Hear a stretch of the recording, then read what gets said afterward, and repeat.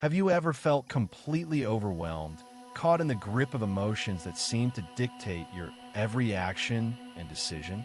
Imagine a life where you navigate daily challenges with an unshakable inner calm, where no external event or difficult person can truly disturb your peace. This isn't a fantasy. It's the promise of self-mastery through ancient Stoic philosophy, a profound path to controlling your emotional landscape. At its heart, Stoicism is not about suppressing feelings or becoming emotionless, but rather about understanding the nature of emotions and consciously choosing how you respond to them. It's a practical philosophy originating in ancient Greece, refined by Roman thinkers, designed to help you live a good life amidst an often chaotic world. It teaches resilience, virtue, and wisdom above all else. One of its most eloquent proponents was Marcus Aurelius, a Roman emperor who ruled during a time of plague, war, and political unrest. Despite the immense pressures of his office and personal tragedies, he found solace and strength by applying Stoic principles, diligently recording his thoughts in what we now know as meditations. His personal reflections offer timeless wisdom. It was Marcus Aurelius who penned this foundational insight, a truth that resonates profoundly even today. You have power over your mind, not outside events. Realize this, and you will find strength. This single statement encapsulates the core of Stoic emotional control, shifting our focus from the external world to our inner citadel. Consider this deeply: power over your mind. This refers to your ability to choose your perceptions, your judgments, and your interpretations of everything that happens to you. It's about recognizing that the raw event itself is often neutral until your mind assigns meaning and emotional weight to it. Conversely, not outside events highlights the futility of trying to control what is fundamentally beyond your grasp. You cannot stop the rain, change someone else's opinion, or prevent an unexpected delay.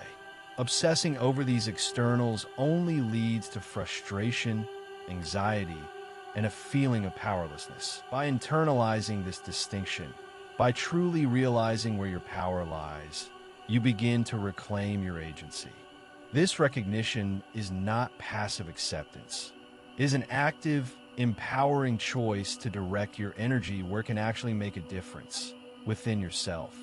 This is where your true, unassailable strength resides. Now, let's delve deeper into how this principle helps us in practical terms, especially when faced with challenging external circumstances. Emotions are often triggered by these outside events, and when we allow them to run rampant, their consequences can be far more damaging than the initial cause. Anger is perhaps the most illustrative example of this destructive cycle. Think about a time you let anger take hold. Did it truly improve the situation? More often, it escalates conflicts, clouds judgment, and damages relationships. Anger, in its raw, unchecked form, is a master of self-sabotage, often leaving a trail of regret in its wake, both for you and those around you. Marcus Aurelius, having witnessed the devastating effects of unchecked emotions in the highest echelons of power, understood this intimately. He warned, "How much more grievous are the consequences of anger than the causes of it." This isn't merely a poetic observation. It's a profound psychological truth about human behavior. The initial cause of anger might be a minor slight, a perceived injustice, or a frustrating inconvenience. But the consequences? They can range from harsh words that can't be unsaid, to damaged friendships, lost opportunities, or even severe health implications from chronic stress and resentment. The ripple effect is often vast. Consider a modern-day example. You're stuck in traffic, already running late. Someone cuts you off. The cause is a momentarily inconvenient maneuver by another driver. If you succumb to road rage, the consequences might involve dangerous driving, a confrontation, or arriving at your destination agitated, thereby ruining your entire day. long after the traffic clears. Or imagine a minor disagreement with a colleague over an email. The cause is a simple misunderstanding, but an angry, disproportionate response, perhaps a furious reply-all email, could damage your professional reputation, create workplace tension, and undermine your credibility, leading to far more grievous outcomes than the initial email ever warranted. By reflecting on this, we begin to see the enormous cost of letting our emotions, particularly destructive ones like anger, dictate our responses. The Stoics teach us to pause, to create a space between the trigger and our reaction, because in that space lies our freedom and our power to choose a wiser path. So, how do we cultivate this crucial pause?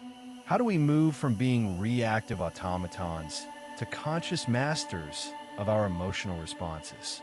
The key lies in understanding that while events happen, our emotional reaction to them is always a choice, however difficult it may seem in the heat of the moment. As the Stoic philosopher Epictetus powerfully asserted, it's not what happens to you, but how you react to it that matters. This simple yet profound statement is a cornerstone of Stoic emotional self-mastery. It shifts the burden of control from external circumstances, which are often immutable, to your internal world, which is entirely within your domain. The event itself, Epictetus argues, is morally neutral. It's our interpretation, our judgment of that event as good or bad, fair or unfair, that generates our emotional response. If you can challenge or reframe your initial judgment, you can fundamentally alter your emotional state. One practical application is the dichotomy of control. Divide everything in your life into two categories: what is within your control and what is not. Your opinions, impulses, desires, and aversions are within your control. Everything else, your body, property, reputation, other people's actions, is not. Focus your energy solely on what you can control. When something external bothers you, ask yourself, is this truly within my power to change? If the answer is no, then practice equanimity. Accept it rather than resisting it and causing yourself distress. Your reaction is the only thing truly yours. Another powerful technique is premeditatio malorum, or the premeditation of evils. This involves mentally rehearsing potential challenges or setbacks before they occur. By anticipating difficulties, you mentally prepare for them, reducing their shock value and allowing you to react with a calmer, more rational mindset when they actually happen. Finally, incorporate reflective journaling into your routine. At the end of each day, reflect on moments when your emotions got the better of you. Analyze the trigger, your initial judgment, and your subsequent reaction.